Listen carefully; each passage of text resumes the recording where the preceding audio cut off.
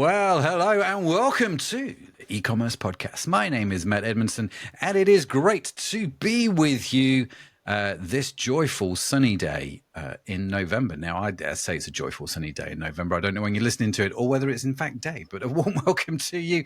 It's great to be with you today. If this is your first time with us on the e-commerce podcast, first time on the show, great to have you. Always good to have new listeners. I hope your November is going well. And of course, if you're a regular, welcome back. You're an absolute legend. Always good to welcome back the regulars as well. Now, before we get started, let me give a quick plug to the newsletter we've got going on. Head over to the podcast website, which is ecommercepodcast.net. You can go over to that website. You can find everything on that website, actually. We've just done a massive new revamp. All of the past episodes, all of the archives are on there. You can find them. There's a whole new menu system on there, so you can easily find topics. Man, we've done a lot of work on that, which has been great. So I know you're in e-commerce. I know you like websites. Go have a look, find all the things that don't work, and just send me a message. Be my test army. That would be amazing. But of course, whilst you're on there, you can also sign up for the newsletter. And every week we email out the notes from the show, some extra thoughts that I have, which I don't publish anywhere else. They're in the newsletter. And so there's a lot of value in that. We're getting a lot of great feedback, actually, on the new newsletter. So go sign up for that. It'll be fun to see you in it. And talking of newsletters, talking of email, apparently that's what we're talking about today. Robby, welcome to the show, man. Great to have you. How are you doing? Never better, I think, is my standard answer. Thank you for giving me an opportunity to discuss the ins and outs of email marketing and holiday deliverability. It's fantastic. It's great. Well, one, it's good timing, but not as good timing as your one-liners there. I'm quite impressed. I mean, they'll trail off as this goes further. So, I mean, you start strong and it just kind of flatlines. So. Yeah, absolutely. As the coffee starts to wear off, right? Yeah, it's a real problem, but we'll see what I can do. I love it. Absolutely brilliant. That's one of the best intros we've had for a little while. So very warm welcome to you all the way from New York. Well, just outside of New York City. I am in a little village called Scarsdale. It's about 30 miles north of New York City. So sometimes I go down, but most of the time I'm sitting here focused pretty intently on marketing. So, yeah. But when I do get out, it's nice. Yeah, there's so many jokes we could make right there. But let's move on. Now, let's just tell us a little bit about you, what you do, the company, Campaign Monitor that you work for, and all that sort of stuff. Sure. So as you mentioned, I'm Robby Bryant. I'm the lifecycle marketing leader for Campaign Monitor. It's an email marketing platform. Lifecycle marketing leader is basically, it means I'm doing marketing and product growth for them. I manage the production line to get all the assets out on a monthly and quarterly basis across the funnel to try and add value to email marketers' lives and teach them a little bit about the craft and insert little tidbits about Campaign Monitor and why it helps in the same at the same time, the same way. Great. And Campaign Monitor's been around a while, right? Campaign Monitor's been around for 20 years. It's an Australian company originally. We now run it out of the States in Nashville, and we run it under the Marigold Company banner, but it's a self-serve email platform. It was one of the first of its kind. And really, the reason we continue to stand out after 2 decades is because in terms of getting to a beautiful email delivery quick, no one's going to get you there faster than us. And in terms of deliverability, which is another topic today, making sure that email gets in the inbox, that is where we truly excel. Fantastic. Well, sounds like we're talking to the right person with lots of data and lots of understanding about email marketing. So, and I'm a big fan of email marketing for obvious reasons. I still think, I'm still surprised, Robby. Maybe you are less surprised or more surprised than me, but I'm always surprised by the amount of people in e-commerce that aren't doing email marketing.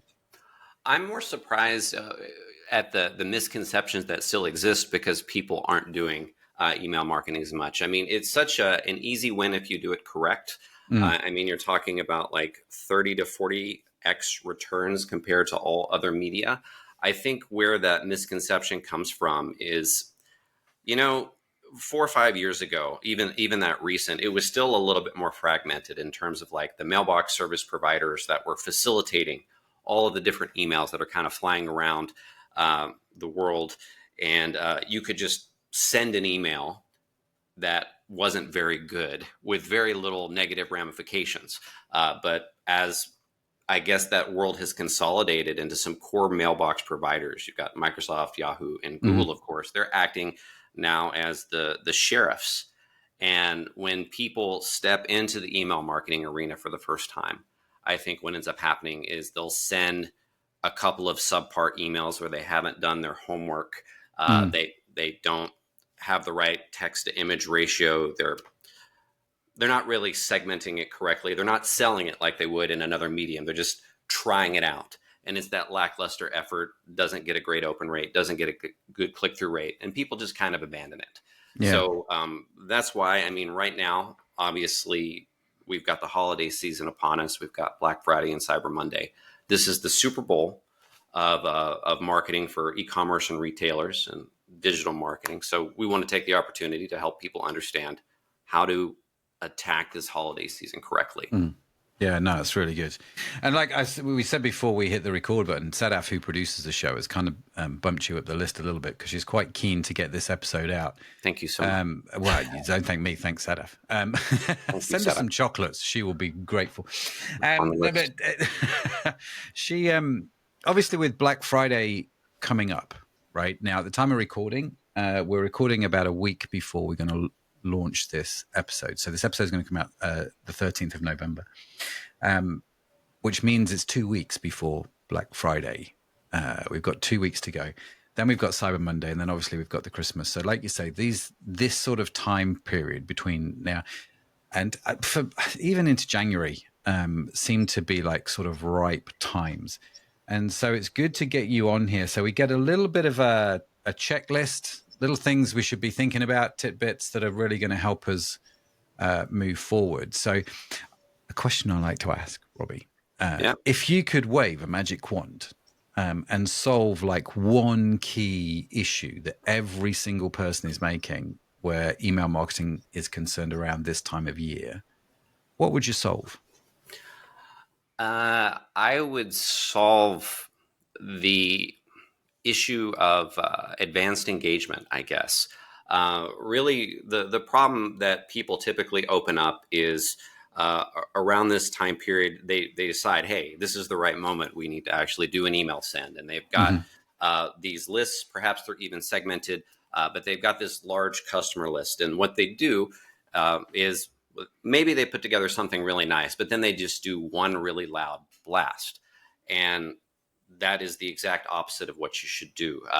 You really want to have an established cadence leading up to Black Friday, Cyber Monday, and keep that cadence going on after the holiday. I'd point out, don't just do a Black Friday, Cyber Monday blast. Like that is the start of, I don't know, like some holiday series, but you need to continue that cadence because it is the walk-up engagement practice that warms those customers up, that will have them recognizing you as a brand, that will have you or have them opening the emails and clicking out.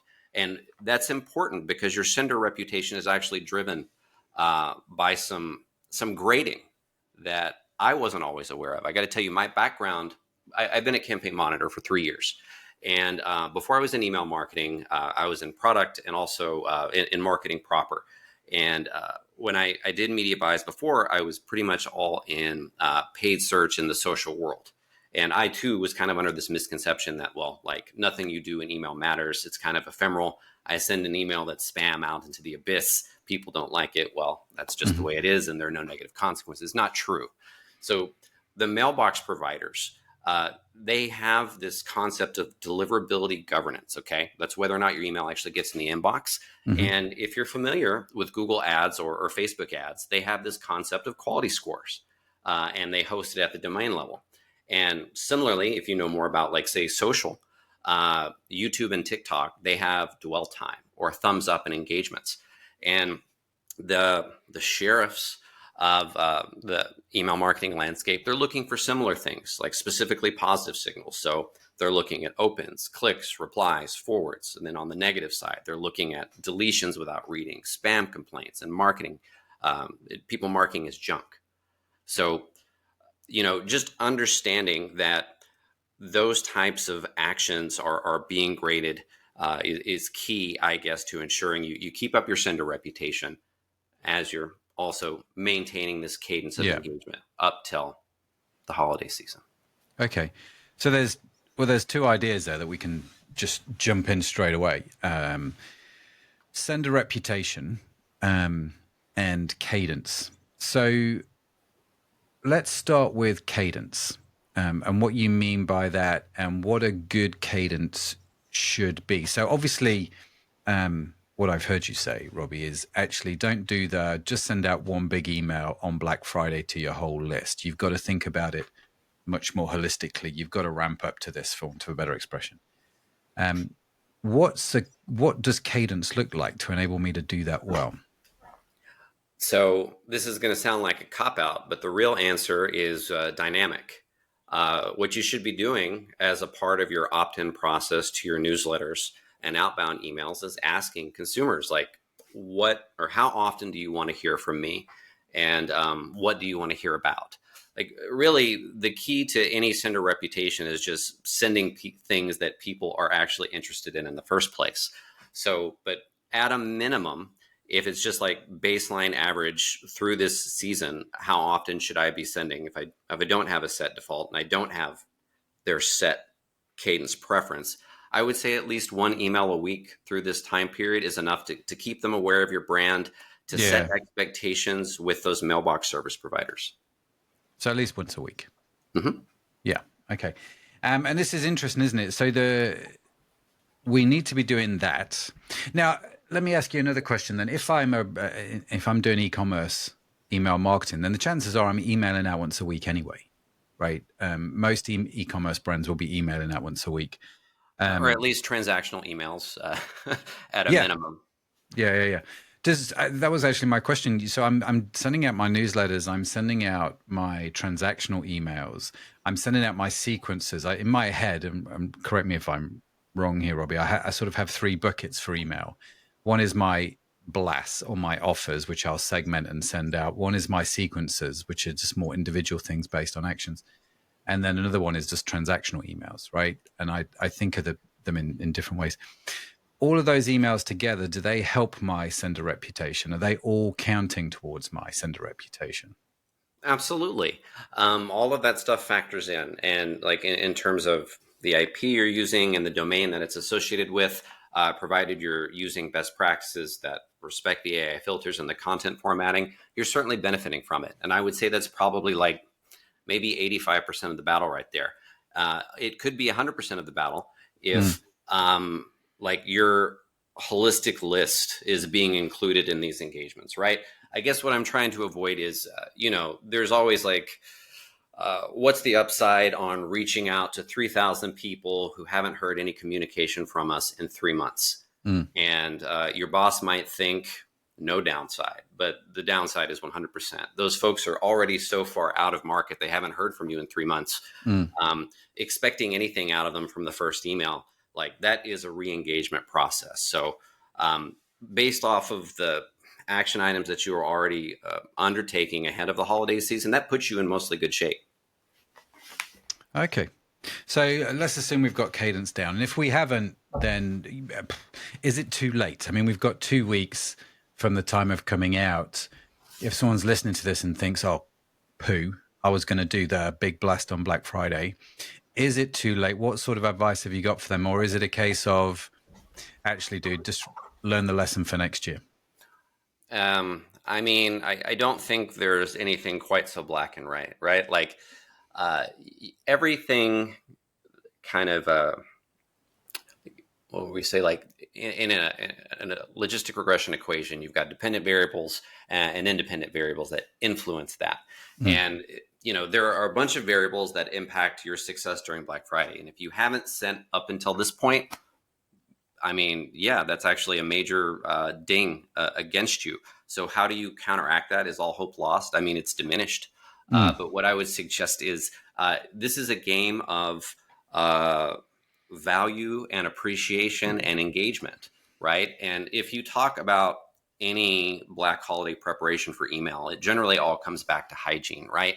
Like segment the list, personalize things, make sure people have been engaging with your emails, pull people off. So what I would say is, whatever stage in the cycle of prep you're in, that segmentation, personalization to maximize the positive signals that come from that send will still work in your favor and in your momentum.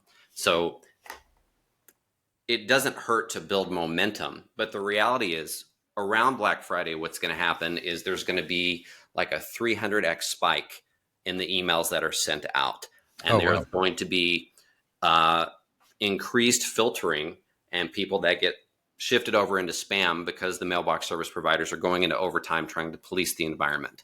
So you'll be still somewhat susceptible to that if you're getting a late start, but the more carefully you hone who's receiving your note and the better the positive signals, that momentum will certainly help your favor. It will diminish kind of the negative debt that you've Yeah. accrued by waiting. Yeah, very good. In other words, don't wait, get started. It's not too late, but it's probably not as good as it could have been. So learn the lesson for next year. Yeah, just like with all things, get in there, start working on it, and dig deeper. Yeah, absolutely, absolutely. What what are some of the other things that we need to think about? So you've mentioned list hygiene. Just for those that might not know, just explain what you mean by that. Let's see, list hygiene. Really, just if you've got dormant users that haven't engaged with any of your offers or opened your emails in some time, like pull them out of the lists. Honor unsubscribes. People unsubscribe for a reason. They don't want to see your content. They're definitely accruing negative scores in association with your domain sender reputation. So like definitely do that. You should be validating the new people who are coming in to your list to make sure that they're legitimate, right? You have a bunch of different sources, sometimes when you work in media of varying quality, and they're not all created equal. So make sure that the new people that you're adding to the list really want to be contacted. Mm-hmm. And then, the biggest elements of hygiene are always really going to come back to, as I mentioned before, segmentation and personalization. You want to group people according to attributes as best you can to ensure they see the most relevant offer you can present them. Personalization is just taking that one step further, dynamically populating something that makes them think, this is for me. One thing I wanted to call out, we've been doing some work on some new feature releases at Campaign Monitor, specifically AI enablement. And I was always under the impression, maybe early on, that the big advances on the email side were going to be, it's just going to write my emails for me and they're all going to be amazing. And obviously, If only that was true.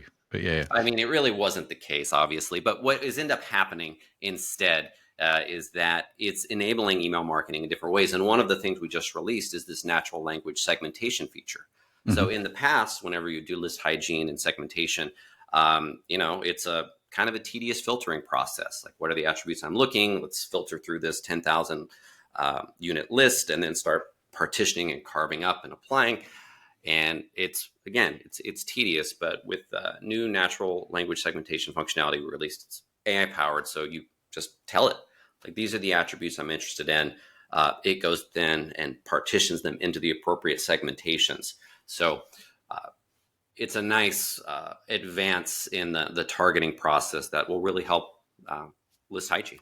Yeah. It's interesting. I mean, AI is a fascinating place to sort of rest on for a little minute because, like you say, we all want AI to write the beautiful emails, and I seem to spend half my time editing content that AI gives me for obvious reasons.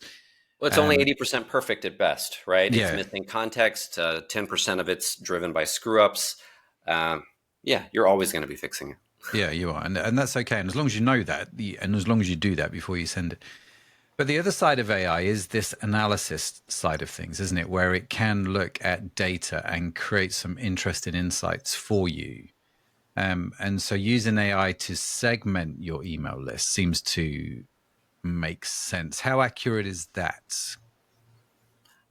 I don't have a stat off the cuff My guess, though, if it's like all AI things, driven by, I would say, what is a 10% screw up rate and probably 10% context, I'd probably say it gets you 80 to 85% of the way there. Yeah. Like everything else. Of course, if it's Campaign Monitor, it's 100%. But Without a doubt. yeah, without a doubt. I mean, these are all probabilistic models, right? If you remember how device graphs work, 2000, well, I mean, the way they still work, they still don't 100% deterministically, I mean, not frequently, completely identify a person. And LMMs are doing this with the human language, all right? Word by word by word. So, of course, they're going to get it wrong and screw it up. Yeah. No, absolutely. Interesting. You know, I'm curious to know, and I don't know if you know the answer to this, Robbie, just talking about AI. If I send an email that AI has written, that I've edited a little bit, but not loads, or maybe not even edited at all, do the email providers know that that's an AI written email, and do they penalize me? This is a question I get asked quite a bit. I don't know if you know the answer to this. It's not something they've admitted, and I would be surprised if they are doing penalization based strictly on that, right? Like, supposedly they don't penalize you in the organic search anymore for having AI generated content. Okay. It's half of the internet's content at this point. It really comes down to, is it valuable? Like, why do we do things? Like, why do we execute tactics? It's because there's an overarching strategy with a value proposition. And emails are a tactic. So if that tactic ties into something that offers value, I think that's really what the mailbox providers, sheriffs are after. Fantastic. While we're talking about deliverability, because I've got some questions around that, explain to me SPF, DKIM, and DMARC. These are if you've been around a little while in e-commerce, you may have seen these things banded around and not had a clue what it all meant. And how it affects you in your email. So whilst we've got an expert, let's ask him. Robbie, what do you think? Expert is kind. I got to say, those are some hairy acromonyms. They don't really roll off the tongue well. No. I thought the first one was the sun cream, but then that's just me. That's good. But very effective. So yes, SPF, it stands for Sender Policy Framework. Yeah. And basically what it does is it's telling mailbox providers which servers are allowed to send email for your domain. Okay. And it's a guest list for sends. And if your email doesn't come from an approved sender, it gets rejected or flagged as spam. So that's SPF. DKIM. It's another weird one. Domain Keys Identified Mail. Similar. It's a digital signature that's added to each mail in transit. This is just something that proves it came from you. And then finally, the DMARC, domain-based message authentication. So this is actually like supplemental to SPF and DKIM. I don't know why I want to call it Kim, but it enforces what should happen if an email fails either of those two tests. It also reports back on spoofing or phishing attempts from your domain. But in addition to these things, I would say like Gmail and other mailbox providers, this is non-Campaign Monitor advice I'm throwing out there. They use AI to judge sender reputation in real time to analyze user behavior, authentication history, and content relevance. So you're not going to hack your way past these controls. You need real, genuine user engagement. And in addition to those authentication methods, I want to call out like some real easy like checklists that you can nail down ahead of sending something. That, again, just common sense. Respect the AI filters. This is all real time now. So no spammy aggressive phrases, no excessive capitalization, overuse of CTAs. There's no universal language to avoid, but everything in good taste. Don't be the car salesman. Yeah, I love that. Don't be the used car salesman. Maybe either. It's one. I totally get it, and it's interesting, isn't it? Because it's almost like, as I'm listening to you talk, it's almost like, do you remember years ago, maybe you're too young, I'm a man of a certain age, where you used to have your secretary who would come and open your mail and read it and then decide whether or not to give it to you. We actually still have that in the office. Very rarely do letters that are sent to me actually make it to my desk. There's like a filtering system that they go through. And it's a bit like AI is like that. Right. It's sort of it's reading the email before the email gets to me, deciding whether or not this is going to bless my day. Yeah. And what's interesting to me is the filtering that hasn't been applied yet, and maybe that won't be applied. So if you wonder, why email is remains strong and relevant in 2025. It's because it's still a part of our lives, like all of us every day. And we're going through a lot of those emails still one by one. And what isn't happening on the email front that is happening on the search front is this consolidation displacement of that outbound distribution of traffic, right? Like now for any SERP, you've got 3 winner take all for what was previously generously like maybe a distribution of 20, depending on how low someone's willing to go. You don't still have that same consolidation or over aggressive filtering of the results that you do in email. So it's a little more, there's more of an opportunity and it's more distributed to succeed. Yeah, that's interesting. And also, of course, I suppose another problem here is more and more email programs are now including AI themselves. So even when it gets through to your whatever system you use for email, like I must get like an Instagram ad every day for something like Fix or AI. It's like, don't even bother reading your emails. We'll do it for you. We'll even write the replies, put them in your drafts folder and send them out, kind of a thing. Yeah, I think that's wishful thinking. And that's not coming from an email marketing service provider. Like writing emails on my behalf in most cases are probably going to be a disaster. You know, there is some preemptive filtering that happens. Like I've got ChatGPT set up and connected to my Gmail account. And it hasn't really been the tool that I thought it was. It's something like if I need to know when my kids have some appointments, that's a great way to kind of compile that and get back to my wife as soon as possible. But the transactional day-to-day management of email is something I haven't seen enough value to turn over to AI yet. Yeah, but it's good. You can see where it's going to go, right? So I think from my point of view as an email marketer, it's just another level of filtering that I then have to think through. It's like I've got through Gmail. Now I've got to get through whatever program they're using to get to that person, because AI is going to start reading it to reduce the amount of email. Absolutely. I mean, yeah, you're right. But that again comes back to your point, doesn't it, about segmentation, personalization, engagement. What makes then, I mean, we've talked about some of the basics. Let's talk about the actual content of the email. Please. From what you've seen, from what you've seen, what makes a good email? I mean, obviously we can use loose headlines like it has to deliver value, which is it just rolls off the tongue. It's beautiful. I don't know what that means though. So, what makes a good email? Has to be useful to someone. but that's not. I mean, we are assuming that there is a problem that's being solved, and we are now talking about the mechanics that make email themselves good, specifically as a tactic. So we can get specific. And I would say it's really about balance and around after the offer, of course, which let's think about content formatting, right? So 60-40 rule is rather good. Emails need about 60% text, 40% imagery to give mailbox providers or that AI that real-time read to understand, you know, how legit this offer is. Should I go 100% text? Hell no, because that's going to be an ugly looking email. But you don't want to send just a big image, like you're going to spam. Excessive links, broken links. I mean, kind of just marketing 101. You know, a real common one that people probably don't think about, but an unaligned from and reply to is definitely something I would stay away from. And then it's ridiculous to say this in 2025, but not optimized for mobile. If you're not optimized for mobile first, stay home, I guess. Yeah. Shut the business.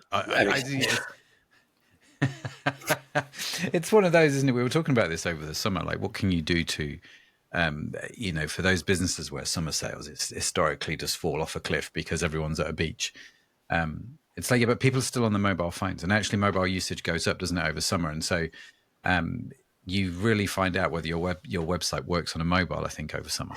And, you know, learning that lesson, I think, is super important. You know, I did basically a lot of experimentation across multiple industries and sites for 2 to 3 years ahead of my work at Campaign Monitor, partially how I got the job. It's obviously cliche. It makes total sense. But after doing all those experiments and trying promotions during various times of the year, The only time that promotions really drove incremental revenue and seemed to work were during those down periods where people had less of a reason to transact and clinch. So you could run the same promotion during a work week and get a tepid response, but do it the week after Christmas or do it during the summer doldrums. And like that's a way to recoup a little bit of it while you're testing whether your website works on mobile. Yeah. No, absolutely. The teen dates, I feel, are very good for those kind of things. We were talking about this yesterday in Cohort, which is like our sort of online group where we just all get together and have a chat. But teen dates in the UK are interesting because in the UK, most people get paid monthly, not weekly.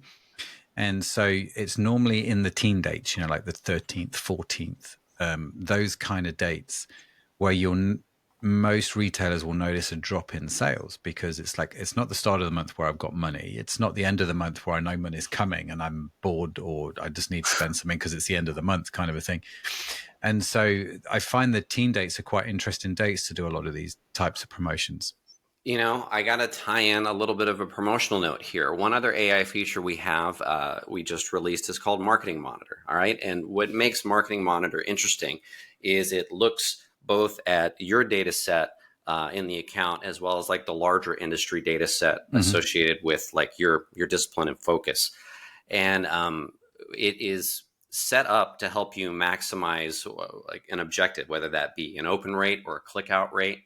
And it will then go through and give you suggestions based on things it sees in your account and things it seems the large industry is doing to improve that. And I can imagine if, timing is part of the evaluation and analysis that it does when making those recommendations. So that would fit in very well with that.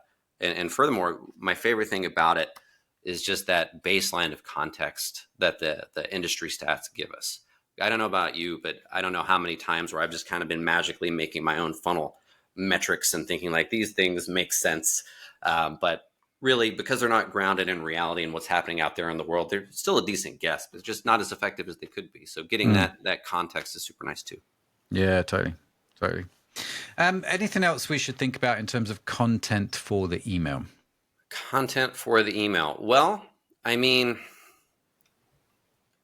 in terms of like recipes for success, I guess, like maybe a series, I guess I would say, it's not about one email. It should be about probably content calendar, plan how you choose to engage, and, don't propose on the first date.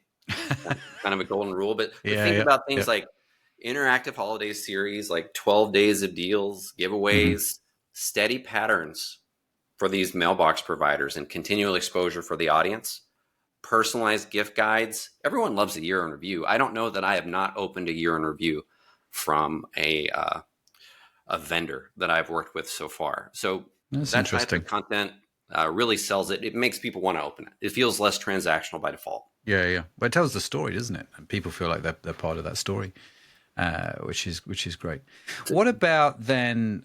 So we've got the deliverability obviously thought through, where our Cadence is well, it's at least doing better than what it was. We've thought about the content of the email. How do we do follow up? Like, do you just go, right, well, Black Friday's over, I'll stop the emails, or do you think differently about follow up? I mean, you have to be. That's the thing about deliverability and like this sender reputation and like that quality score concept in general. It's not actually called quality score in this case, but the concept is still similar, and that it is a perpetual and it's transactional, and it, as basically most human relationships outside of family tend to be, and it is like, what have you done for me today? And your email program, the core tenet of deliverability, beyond of course authentication and sending valid offers, is being consistent and being visible over time. And there is no marketing effort, especially in modern times, where like the demand capture is instant, no matter what channel that you're on. Maybe back in like 2005, when you had a shallow lead form and there wasn't a lot of other games in town and like they needed that. Maybe you could then get direct attribution and that one-click funnel worked well. But that's no longer the reality. Attention is a resource that you have to fight for. And your follow-up, it isn't only like continuing to legitimize you in the eyes of the mailbox providers that are grading you at the domain level, but it increases the chance that people are actually going to buy from you because they need to continually experience and be exposed to you. Yeah. And that's what like the year in review, the 12 like days of holiday deals and stuff like that come in. Like come up with a theme, personalize it, segment it as best you can so that it's valuable, and keep sending into January. And that's not just like selfishly speaking for Campaign Monitor, like wherever you're doing email marketing, that's the way. Yeah. No, fantastic. A top tip there. And I guess as I'm listening to you talk, I'm curious, Robby, are there retailers out there that you think are doing email marketing well that I should go and get on their email marketing list and just sort of see what they're doing? Gosh, I don't get a lot of retail marketers directly in my box. The two that I could point to, I would say, that impress me are Best Buy and Domino's. Okay. And Domino's Pizza, I don't know what that says about my personal taste. Probably not a lot.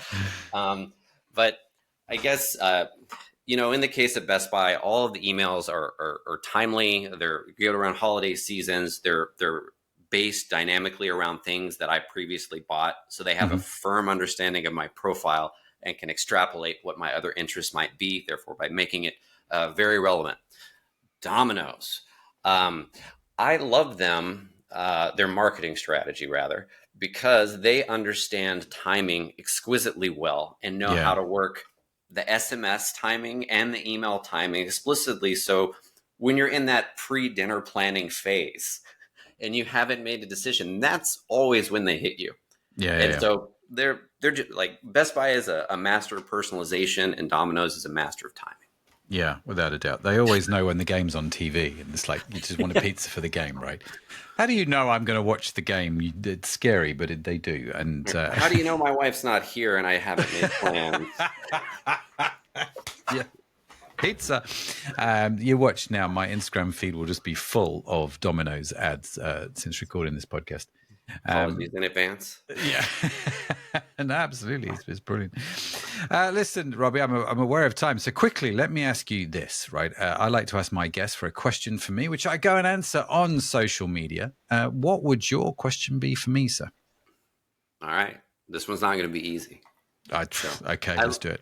I look forward to your answer. My question is, podcasts like this, how are you folks replacing the traffic you're losing to Gemini on the organic Google SERP? Very good question. I had a conversation with Sadaf about this. Anyway, yes, I've got a piece coming out in 2 months that's going to go through this in detail, but that's why it's on my mind. So maybe you can give me a... Yeah. You should definitely send me that piece when it's out in 2 months. That'd be great. Of course, I'll go answer that on social media. Follow me on LinkedIn to find out my answer. But Robby, listen, loved the conversation, man. How do people reach you? How do they connect with you if they want to do that? Find out more about Campaign Monitor. Have you got resources? You're going to have resources coming out your ears, aren't you? So where should we go? Oh, gosh. CampaignMonitor.com. There is a big menu up top and a resource section that you can get to. We have an incredibly active LinkedIn page. We post every other day. I'm doing a lot of that. You can connect with me on LinkedIn. Just look me up, Robby Bryant at Marigold. That's pretty much the easy ways to get in touch with us. Fantastic. We will, of course, link to Robby's website, the Campaign Monitor website. His LinkedIn profile will all be in the show notes. So if you're watching on YouTube, it'll be in the description. If you're listening on your favorite podcast app, just look at the show notes. The links will be there. Hit up Robby, especially on LinkedIn. Go and say how's it and tell him that you enjoyed. Well, assuming you did enjoy, or if there's some questions you've got outstanding. They can leave that part out. You can just connect and I'll accept. Yeah. Go connect with Robby on LinkedIn. It's always nice to do that. But Robby, listen, man, this is the part of the show that I like to call saving the best till last. So for those that haven't switched off yet, that have kept the podcast player going, I'm curious, what's your top tip? With all the stuff that we've talked about with Black Friday and Cyber Monday, leading Christmas and New Year and all that sort of stuff, if you were running an e-com business today, like what's the one bit of advice that you would want somebody to tell you that you would latch onto and make sure was implemented beyond what we've talked about? What would it be? You've got the microphone for 2 minutes, saving the best till last. Robby, go. Tall order. The one thing I would have them implement. I don't know if we have enough time for that in 2 minutes. I would say here's where I would have some of their core focuses be, right? Like, what are the metrics that matter?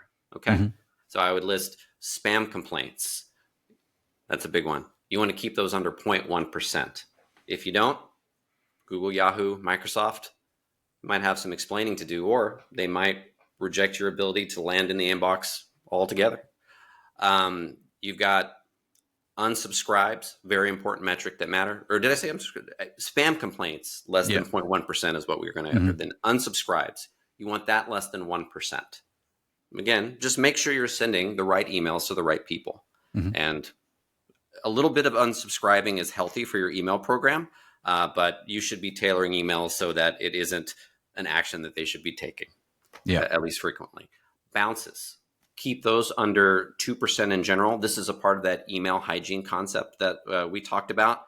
So it's just something to keep track of, continually refine the list over time. Lastly, the big metrics that matter always going to be opens, clicks, click-through rates, and of course, conversions. So whenever you're operating an email marketing program, stay honed in on these metrics. They're going to help clearly determine the success of your program, especially the initial ones in terms of making sure you actually get seen in the first place. Brilliant. I'm curious. I mean, obviously we can benchmark industry click-through rates and opens. Years ago, in email marketing, I was always told sell the click, right? You send the email and the whole purpose of the email was to sell the click, to get them to click through to the website. That was the best way to do it. Is that still the right philosophy? As long as the intent is in good faith, absolutely, right? I mean, I think we're all like trying to push someone towards a transactional state to like pay for the time that we're spending with each other. So yeah, I mean, you want to be presenting an offer that's compelling enough that encourages people to learn more because it's going to add value to their experience as a human. So yeah. I mean, sell the click. It sounds maybe cynical and shallow, but it's really where like good intentions also lie, I'd say, if you're trying to provide value. Yeah. It's interesting, isn't it? Because also, I guess there's the juxtaposition against that. Let's say I'm doing what I would call an educational email. There's this tension. It's like, well, let's say I've got this great article. Do I put the whole thing in the email, or do I put part of it and tell them if they want to read more, they can go through to the website? Which one delivers best value? I don't know if I have the answer. If I'm honest with you, I kind of test both. I mean, that's one of those dynamic questions that's driven by relativity, right? It's going to change. Let's go and ask Einstein. Yeah. Well, like what's the meaning of life? It depends on who you are and what stage you're at. So just like with that, who is your audience? Do they want to read a full article in an email? Would they benefit? I would say just in general, casual content should be snackable. Okay. And that's probably your best approach to most customers. I'm largely against gating unless something is super important. So if you're giving them the summary in the email, that's probably the way to go about it, with an opportunity to continue to learn more. And that's selling the click. Yeah. Very good. Very good. Robby, listen, man, genuinely loved the conversation. Thank you so much for coming on the podcast. It's been really fun. And the time has flown by, which is always nice. Yeah, it's late already. No, it was a blast. Thank you for having me. Perhaps one day I'll come back. Well, no doubt. No doubt. Anytime. Maybe next time we'll time it better so it's not 2 weeks before Black Friday when the episode goes out. But hey, anytime is good. No worries. Yeah, anytime is good. No, that's awesome. Well, listen, Robby, what a legend. Ladies and gentlemen, I hope you enjoyed this week's show. What a great podcast. Hopefully you've got everything set up for Black Friday. Let us know how you get on with your campaigns, with your offers, how it's all going. we started our Black Friday campaign this week. Our specific offers this week. We always like to start a little bit early. And man, we're killing it. So I'm happy to report things are going well. Let's see if they go well over the next few weeks, which is great. But let us know how you guys are getting on. Really would appreciate hearing that. Like I said, any information you want to know about the show, the newsletter, cohort groups, all of that sort of stuff, head over to ecommercepodcast.net. You'll also find a very good and beautiful detailed blog post from today's episode. With all of the links, you'll find all of that there as well. So do come and check that out. But that's it from me. That's it from Robby. Thank you so much for joining us wherever you are in the world. I'll see you next time. Bye for now.